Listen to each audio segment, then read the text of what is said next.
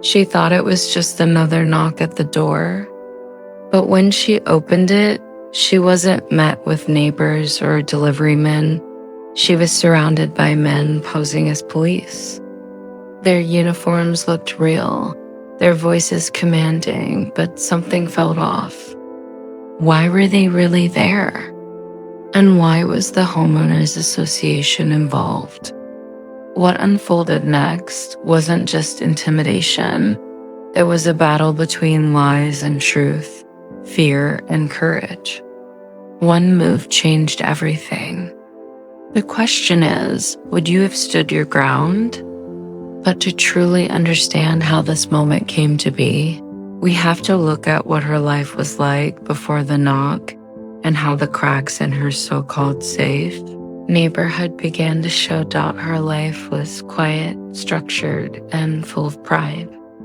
After years of service to her country, she had finally settled into a modest home in a suburban neighborhood.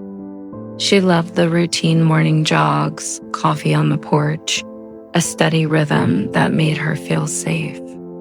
To most, she was just another homeowner. Few knew the strength she carried, the sacrifices she'd made, or the badge she kept locked away, a reminder of battles already fought. But even in the calm of her new life, tension lingered. The Homeowners Association had always found ways to remind her that she didn't quite belong. They nitpicked her yard, sent letters about minor details no one else was asked to fix, and whispered when she passed by. At first, she brushed it off, just petty complaints, she told herself. Still, something about their stares felt heavier, like they weren't just about grass or paint colors. There was a history in those eyes, a judgment that went deeper than rules or regulations. And while she carried herself with dignity, she knew all too well that peace can be fragile. What she didn't know, as she sipped her morning coffee, was that the quiet hostility from the HOA was about to evolve into something darker and far more dangerous. At first, the harassment came in whispers, anonymous notes slipped under her door, petty complaints disguised as official warnings. The HOA insisted her trash bins were an inch out of line, her grass too tall by half an inch, her porch light too dim. It was never about the rules. It was about her, a Black woman in a neighborhood that had quietly decided she didn't belong. She ignored it, thinking if she stayed quiet, the storm would pass. But storms don't pass when they're fed by prejudice. They grow. One evening, she noticed men she didn't recognize parked near her house. Their car lingered too long, headlights off as if waiting. Another day, she caught one of them snapping photos of her yard, her mailbox, even her front door. Something about the way they looked at her cold, assessing made her skin crawl. At this point, the harassment had gone beyond letters and whispers.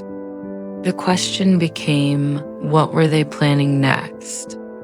Then came the night everything shifted. A pounding on the door shattered the silence. She froze. It wasn't the polite knock of a neighbor. It was forceful, demanding. When she peered through the peephole, her heart sank. Two men in what looked like police uniforms stood outside. Their badges gleamed, their belts heavy with equipment. They looked official, but something was wrong. No marked car, no radio chatter, just silence. "Open up, ma'am. We need to talk to you," one of them barked. Her instincts screamed danger.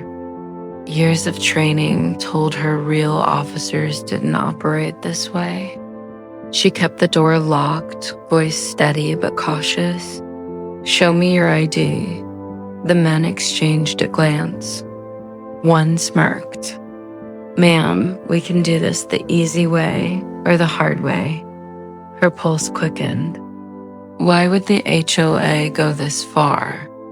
Why fake authority to intimidate her? She could feel the weight of the moment pressing down. Minutes dragged on as they knocked, circled her porch, and whispered threats meant to shake her. She stayed silent, every nerve on edge, every second stretching longer, and just when it felt like they might force their way in, she made her move. Slowly, deliberately, she reached for the drawer where her badge rested. It wasn't just metal.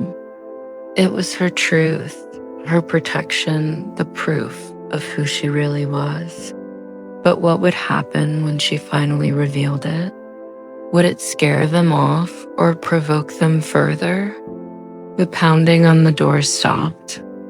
For a moment, there was silence, thick, heavy, suffocating. She tightened her grip on the badge in her hand, her pulse drumming in her ears. Then, without warning, the men tried the handle. It rattled, jerking under their force. Her heart leapt out. They weren't just pretending anymore. They were testing how far they could go. In one motion, she swung the door open just enough for them to see her. Their eyes locked on hers, smirking, certain she was trapped. And then she lifted her hand. The polished metal of her U.S. Marshal badge caught the porch light and glared back at them like fire. The smirks vanished. Their confidence drained in an instant. One of them stumbled backward, his words catching in his throat. "Wait, what?" Her voice cut sharp, commanding, steady with years of authority. "You're impersonating federal officers. That's a federal crime." For the first time, fear shifted sides. Their hands, once bold, now fumbled.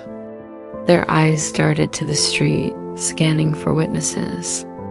They muttered excuses, misunderstanding, just here to talk, but their bodies betrayed them.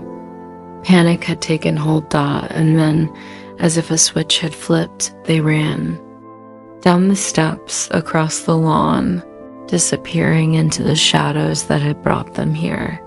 She stood frozen at the doorway, breath unsteady, the weight of what just happened pressing down. This wasn't just intimidation. This was a message, a warning meant to scare her into silence. But they hadn't counted on one thing. She refused to be silent, and from that moment forward, the real fight had only just begun. When the fake officers fled into the night, she closed the door behind her and let the silence settle. Relief washed over her, but it came mixed with something heavier, anger. Not just at the men who had stood on her porch, but at the system that had emboldened them. They hadn't acted alone. They were sent. And they were sent because a group of neighbors decided her presence, her skin, her very existence in that neighborhood was a problem. She filed a report, and while the authorities investigated, the HOA scrambled to cover its tracks. Denials poured in, claims of miscommunication, mistaken identity, just a misunderstanding. But she knew the truth. This was no accident. It was an attempt to strip her of dignity and remind her of boundaries they thought she should never cross. Yet, instead of being broken, she grew stronger. The badge she held that night was more than protection. It was proof that no matter how they tried to erase her, she belonged. Not just in that house, but in a country still wrestling with who gets to feel safe, who gets to claim respect, and who gets to simply exist without fear. And that raises a haunting question. If this is what it takes for someone with authority to protect herself, what happens to those without that power? Her story is not isolated. Across America, countless Black men and women are confronted with intimidation, harassment, and fabricated rules designed to keep them in their place. For some, there's no badge to flash and no power to push back. And their stories often end far differently to odds. So the question is, how many more doors must be knocked down? How many more lives disrupted before justice isn't just a word but a reality? Because this wasn't just her fight, it's ours. And until the system changes, the silence of one neighborhood will continue to echo across the nation.